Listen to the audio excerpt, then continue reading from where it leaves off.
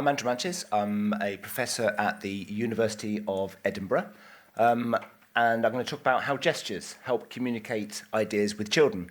So I do feel a bit of an imposter because I'm a cognitive psychologist, and although my work touches upon media, it's not the focus. I direct the Children and Technology Group at the University of Edinburgh. My background is I was a primary school teacher for about eight years. I moved into research and looking at the way that children interact in the world and the implication that has for technologies. So most of my work is more focused on new forms of interaction with technology, be it that the Internet of Things, which I actually spoke at CMC 10 years ago, all the way to AR, VR, AI, and all the other acronyms. And also I put the picture here because I'm in the process of moving to Edinburgh Futures Institute. So it's the biggest investment that Edinburgh's ever made. And if you're interested in the future implications of data and society, do have a look at a lot of the stuff that's coming out of there. First thing in the morning is I'm going to ask you to play an interactive game. So this is where crowd participation, you help me not look ridiculous by taking part. So what I need for this is if you're sitting next to one or two people, if you can make a little group. If you're not, if you can shuffle up to where you can sort of communicate with somebody next to you, so either in twos or threes. And we're going to play this game to sort of get you in the zone of what the talk's about. So what it needs in the group of two or three is one person to be nominated as the explainer. And your idea is you're going to explain an idea to the other two, one or two. Now, what the difficult bit about this is normally I'd give you a sort of card to look at. I can't do that, so I'm going to put it on the screen. So you have to sort of bear with me. If you are the explainer, you're going to look at the screen in a minute. If you are not, you're going to look away. Otherwise, it becomes a bit ridiculously easy. Okay, so I'm going to count down from 3. When I get to 0, I want the listeners to not look at the screen. And then when you start explaining, I want you to put your hand up when you've managed to explain the word so the other two can guess it. So you explain it without using the word. Put your hand up when you manage to do it. Who can do it fastest? So 3, 2, 1. Okay, go. So the reason I was doing that is most of you from watching, not all of you, but most of you, when you were describing, which you would do in words, because that's normal if you're asked to describe, also started using your hands. You may or may not have been aware of the fact you were doing that. The key point and take home of my talk today is we do this naturally. Research is now showing it's very significant in the way that we communicate ideas and may be very beneficial and something we can tap into if you're in the industry of wanting children to understand ideas in a way that's more accessible and easier. So generally speaking, this type of situation, probably about 60-70% of people are gesture. Not everyone will, and it depends on many factors, cultural factors, what you're explaining, but very importantly, who you're explaining to. Unfortunately, we couldn't get young children in today, but if there were, you probably would gesture more to a young child than you would to another adult. How do you gesture? So, what were you doing with your hands? Why? And did it help? So these are the core questions I'm going to tap into in the talk. So in terms of how you gesture, there are, in the research literature, there's sort of main categories. So beat gestures is when you use your hands to emphasize words. So you sort of, you emphasize, and that draws attention to particular words. You can do didactic or pointing gestures. So I might be saying, okay, we're going to go over to the door over there, and generally humans will look to where you're pointing. And sometimes when people do it, they will point to imaginary space, like, I went over to the shops yesterday, and you'll point to this imaginary thing. But the one that's probably the most powerful that I'm focused on is representational gestures, when your hands actually, the shape or the movement of your hands represents an idea. That could be iconic, where there's a mapping to the thing. So if I was talking about balance, a balance beam, I might do that because that's sort of how balance beams. But if I'm talking about justice, I might also do this. So it has a metaphorical. And those are sometimes really interesting if you think about how we represent ideas like time, infinity, and justice through our hands. So most of my work focuses on teachers and children and parents and science centres, but I did come across the use of gesture in media when we had a project when I had an existential crisis about my work during COVID, and I thought, okay, well, what's my work got to do with COVID? Well, I suppose explaining ideas. So we looked at all the ways that adults communicate ideas through pictures, media, and everything to children, and we went to look at videos online. The problem was, most of the time, the videos had an animation and it had a voiceover. So you heard the human voice, but not the human person. When you did see the human person, it often cut at the shoulders. So we didn't find that many videos where you saw if the hands were moving. When we did, nearly always the hands were moving. And this is an example from someone you might know, Dr. Ranj. Now, coronavirus is a type of virus. Now, viruses are tiny little germs that are all around us. You can't see them with your naked eye, but sometimes they can get inside your body, cause an infection and make you poorly. And normally, viruses will give you things like coughs and colds, flu, chicken pox, that kind of thing. And our bodies are really good at fighting them off and getting rid of them, and then we get better again. Coronaviruses are a family or a group of viruses, and normally they just give you a bit of a cold and then they go away. So you can see the hands are moving a lot. So people, when I'm giving talks, will often say, okay, we might do that for young children. They're simple ideas, but it's not reflective of the way that we think, because we don't do that for higher order concepts and more complex stuff. So this is Brian Cox, and he's talking about quantum physics. Without hesitation, repetition, or deviation, can you please explain for us, as succinctly as possible, I have a timer here, the rules of quantum mechanics? Your time starts now. Well, the most basic version I know of is Feynman's version, which essentially says particles are particles, and they hop from place to place with a particular probability. And the probability that a particle that's at some place will be at some different place later is given by a very simple rule. It uses a quantity called the action, which is to do with the mass of the particle and the time and the distance. So you basically calculate these little quantities, which are to do with something called the action, and you add them up. So if I start with an electron in one corner of the room, and I say, what's the probability at some time later it'll be somewhere else? Then at every point in the room, you can assign a probability that it will be there at a later point with one simple rule, and that's it. So you can see at the beginning, he doesn't gesture. He's giving a definition. Okay, I can say that E equals mc squared. But when you're trying to explain an idea and you're getting behind the mechanisms behind it, that's when we see the gestures coming. And I can see in that there's stuff I don't understand. I don't understand why quantities can be gestured like that. So it shows the sort of level of understanding that Brian apparently has that I don't. So explainers, they gesture. How? We sort of see the different types of gestures. There, it was very much representational gestures. But in the stuff I've looked at, beat gestures play a big part as well. So why? I haven't really got time to go into this a lot, but this area is basically come from philosophy, which challenges the separation we've had since Descartes of the mind and the body, because we now know that when we think, we are not thinking abstractly. When we think, we are reenacting and representing embodied experiences in the world. And we have various ways of looking at this in terms of brain scans and psychological experiments, but in a way, the most accessible way is gestures. The fact that we naturally gesture when we're talking about ideas highlights that we are reenacting certain experiences. And we've abstracted them, and we do it metaphorically. We might talk about time, but we have these embodied resources that we use to think about. Anyway, that's the cognitive science out of the way. Does it help? So, okay, we naturally do it, but does it help? It's an emerging research area, and it's really hard, in a way, to know how much something helps, because very often when we assess understanding, we do it in disembodied ways. So when we are working out if children have learned something, we do it in a disembodied way. So to find out whether an embodied thing like gesture helps, it is problematic. So it's a research area that is growing, but we do have enough evidence to say, yes, it does help. Mainly because it helps the speaker to articulate their thinking. They do it spontaneously, and so if they are thinking more clearly, they can explain more clearly, but it also has a direct benefit for the listener because they have another resource of which to understand ideas. So can you do it better?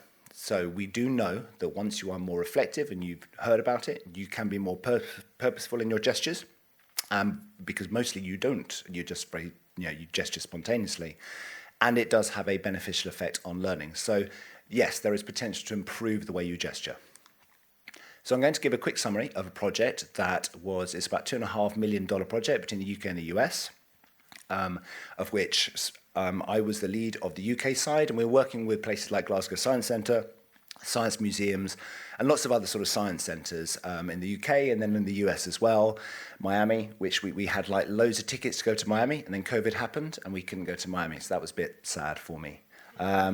And we worked across many contexts, Good old Britain, we worked outside in the playground and on things like water features. In the US, they had these sort of high-tech interactive exhibit things. We do have them, the science museums, but this one in particular was amazing. It was in Miami, and it's learning about the river of grass, and you have this interactive experience where you interact with all the animals of the Everglades, and you can use physical things to interact with the space, and the digital responds to the digital.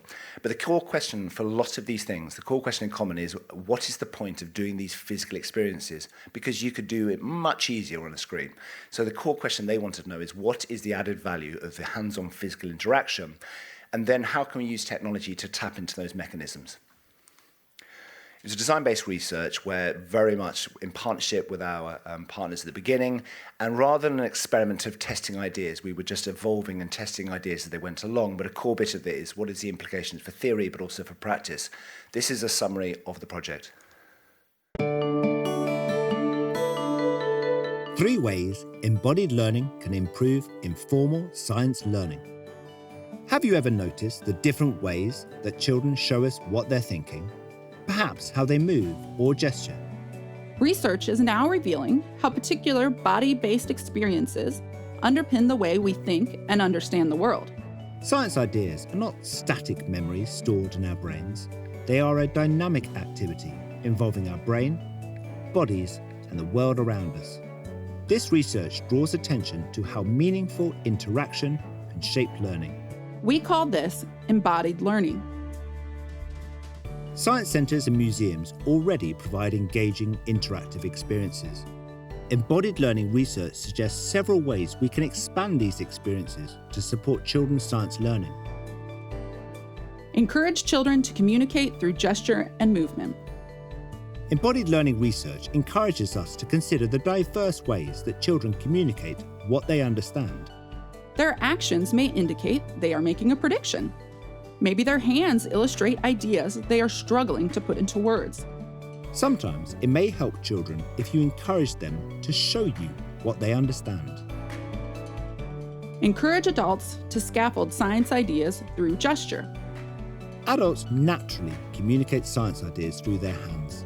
This can help children understand, connect with a topic, and even create their own meaningful gestures. Think, how would you use your hands to communicate ideas such as gravity, water flow, virus, or balance? It may help children, therefore, for adults to be more purposeful in using gestures that are closely linked to the content being investigated. For this, facilitators could be trained in the concept of embodied learning and representational gestures specifically. Design experiences to encourage meaningful movements. With embodied learning, we can focus on the movements and gestures that are key features of the concept, rather than just encouraging movement for movement's sake. In exhibit design, it is therefore important to encourage movements that relate to the science idea, as well as what is natural and intuitive for visitors. Here it helps to ask, how will children's interactions with the exhibit help them communicate science ideas later? New technologies, by responding to children's actions, offer exciting new possibilities for encouraging embodied learning. So, next time you are thinking about how to help children learn in your science centre or museum, pay attention to how they use their hands and bodies. Help them move to learn. So there were 3 sort of ideas from there, and for the talk I sort of moved them around a bit, given sort of slightly different audience. So one of the key first points was about recognise children's understanding in ways beyond words, especially gestures. Now, in a way, we do that already by looking at what they're doing on a screen, what they're doing in the physical world. So, that happens already. But very often we do ask children to tell us, and it's really difficult. It's particularly difficult for young children. It's particularly difficult for children who are less confident or able to communicate verbally. So we can notice more. Now, this is given the fact that we are asking them in the same way as we play the game to tell us. Well, imagine what would happen if we asked children to show us. So these are just a couple of clips of children who have been asked to explain something. And What's significant about their gestures is they're not just simulating what they did, they are representing it in a way that shows that they have abstracted certain key principles of what they were doing. And from a cognitive point of view, that's very significant. So the first one is a child describing the experience with a water table, and the second one is 3 children talking about a balance beam. Do you remember which one went like which? Okay, so the top one was bar, Okay. and the middle one went just down, and the last one was straight. Okay, I like that idea. And did it change as the big tub emptied with water? Did the way the water move change? A bit. Yes. When I was moving, the straight one went a bit more down. Nice. That's a great answer. Do you have any idea why would that happen? Do you know? I think because the walls were in different places, Yeah. and that's So sadly, we didn't learn how to use wireless microphones until the end of the project. For the next one, though, we did have a go, and I want to sort of pay tribute to all the graduates that helped us transcribe stuff. It's not an easy job. So we have a transcription for the next one. In this video, look how one child looks at the other's gestures. And then the bubble and then the bubble was in the middle. Then we just counted to the other side, but we didn't get it.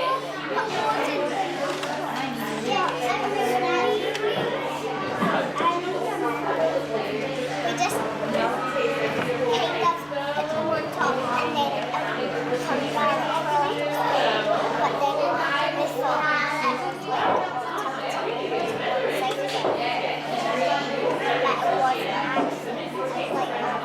and then when we tried to get it, then it got in the middle there. It didn't go in the middle. That's a really annoying part of that exhibit. So the second one, which I won't talk about much, because but one of the key principles of this area is the experiences that children have.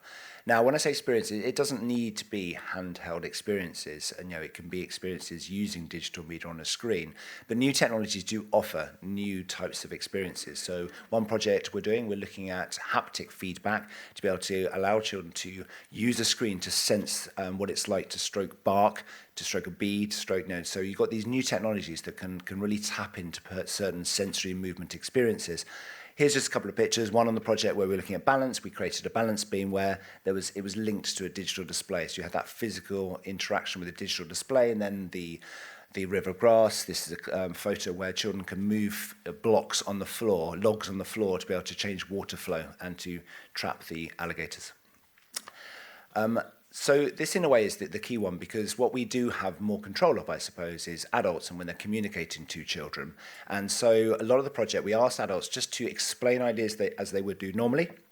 And especially for science facilitators, it was very clear how much they use gestures, but they use gestures in a more concise and explicit way. And so they weren't aware they were doing this, but they had almost naturally improved the way they gestured. So this is somebody talking about friction. And the second one is a parent, and in that clip, their child was a bit shy, and so he was just helping her to answer.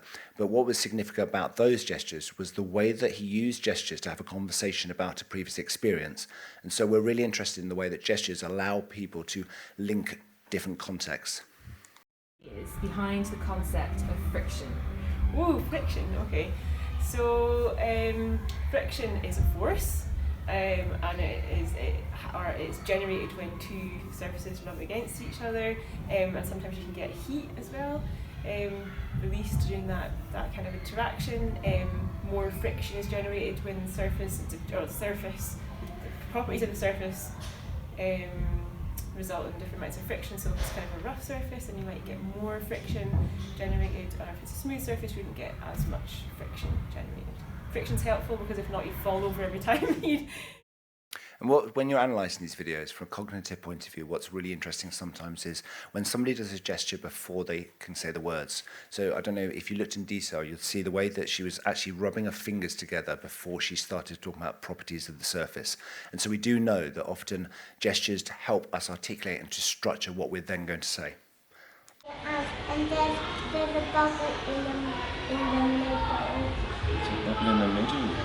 So when you put the blocks on different sides, what does it do? What does the board do? It turns It tilts up and down, it turns around. And what was underneath it, do you remember? Do you remember there was a little thing like a pivot that which it bends around on all sides, doesn't it? So we've done a lot of work recently with teachers because teachers gesture a lot in the classroom, and we've been linking this project to the classroom. And very often the question we get asked is, okay, I gesture already. This is great. What should I do differently? Do I gesture more? Do I change the type of gestures? And this is where it becomes really hard because we don't yet know. One key question is when you're talking to children, do you just present the idea with gestures, or do you encourage them first of all to show you how they would use their hands to represent an idea? The other one is okay, what type of gestures are more helpful? Now, I talked about representational gestures, but there's loads of different types of ways you can represent an idea. If you look at the research literature, it says things like, make sure they are conceptually congruent and aligned, but that's not really very helpful. So I suppose the core thing is to try and make a gesture as meaningful as possible, because if it means something to you but not your listener, then that's not helpful. But yes, in the field of science, it needs to have a scientific explanation as well. So we naturally do that with drawings and stuff, but we're now starting to think about how can you represent ideas through gesture.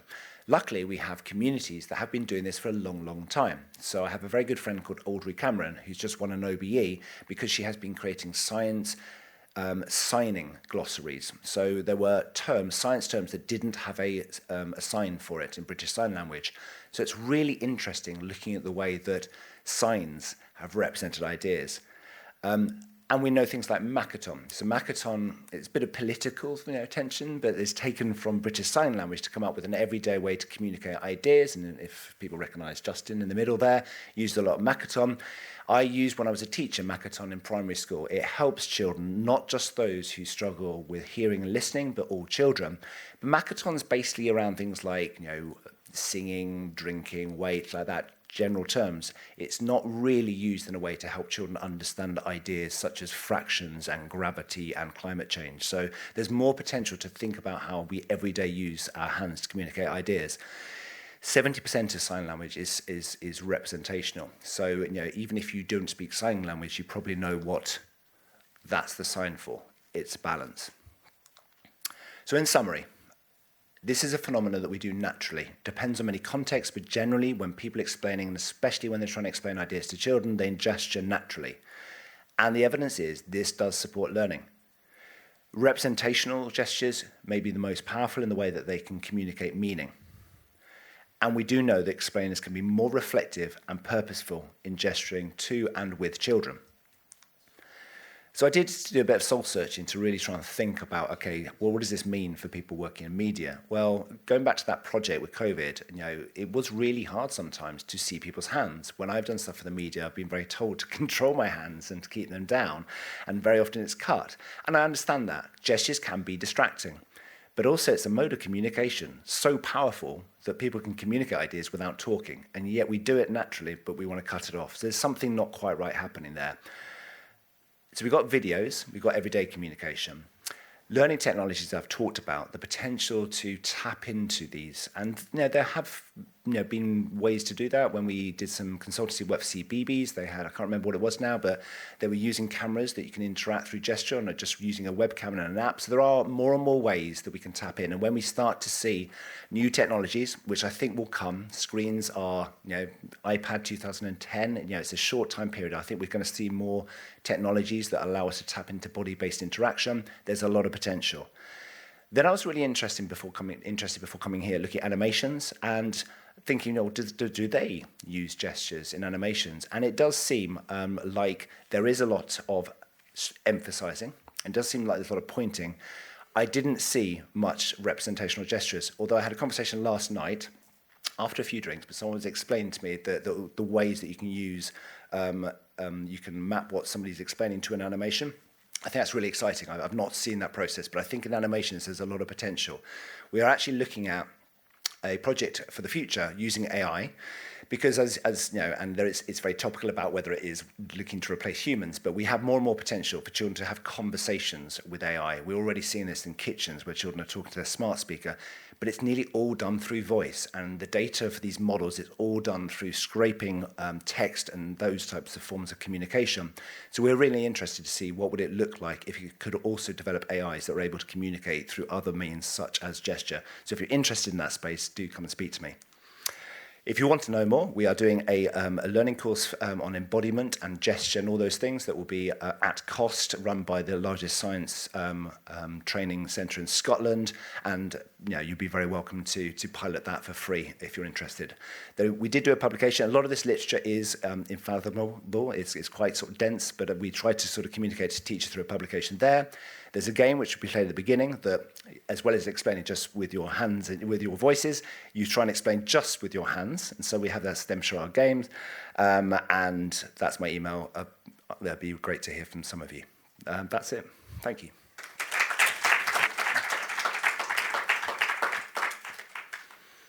Are there any questions? Thank you. So you said that at the end we don't know what is the best way to gesture. Mm-hmm. What else did the Move to Learn study leave you with puzzled for the next projects? Like, what were those things? Like, you close some questions, but it opens others. Are there any areas where you want to develop it further? Left you wondering? Definitely. I'm an academic, so any project you end up with more questions than answers. So some of the key ones for me was the relationship between sign language. So what's really interesting in sign language is, in a way, you're committing and saying, this is how you communicate this idea. And so what was interesting for my colleague was saying, well, actually, we know from this that there's multiple ways.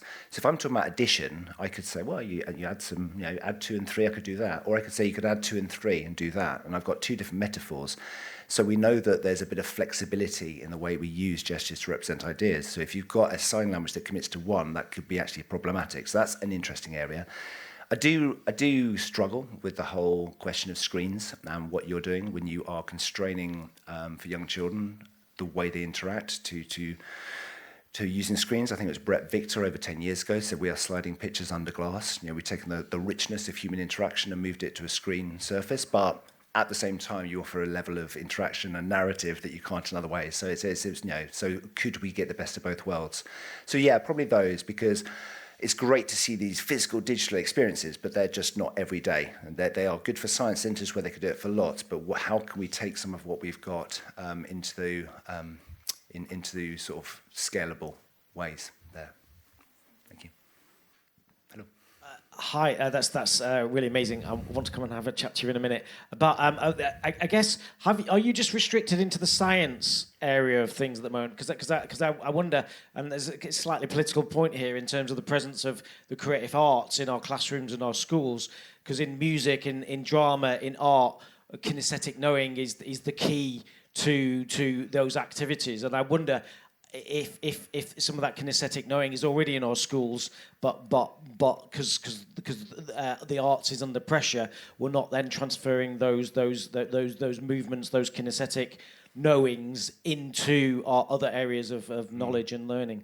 Yeah, definitely. I mean, we could have a long conversation about this, but on a personal level, the political decision to talk about STEM, because we had STEM jobs, has had a negative impact, and the effort to go, add the A and make it STEAM is almost patronising to the arts. And so what this highlights is the way we think and communicate is fundamental to the way we think and we understand ideas. And because arts has so much to offer in terms of giving variety and expression of expressing ideas. And you look at famous scientists and they will talk about the way they've thought through images and actions and experiences. So yes, there is, but it's as someone who taught, and I teach teachers as well, there are political barriers that just frustrate me. So it's almost like I sort of just whinge in the pub and then do other stuff. So yes, the arts have so much to offer here, and particularly, and so I do focus on science ideas, probably because conceptually, if you say to someone, if I'm communicating swimming, I will do this. They go, yeah, because you're doing that. But if I start saying I'm communicating time or quantum mechanics, then it's not so obvious why you would use your body to express those ideas. So because things like maths have always been seen as in the head and cognitive, it's in a way more unexpected that you are really requiring these creative body-based experiences more than if you are doing sports or there. So that's why I focus more on sciencey ideas. Okay, thank you.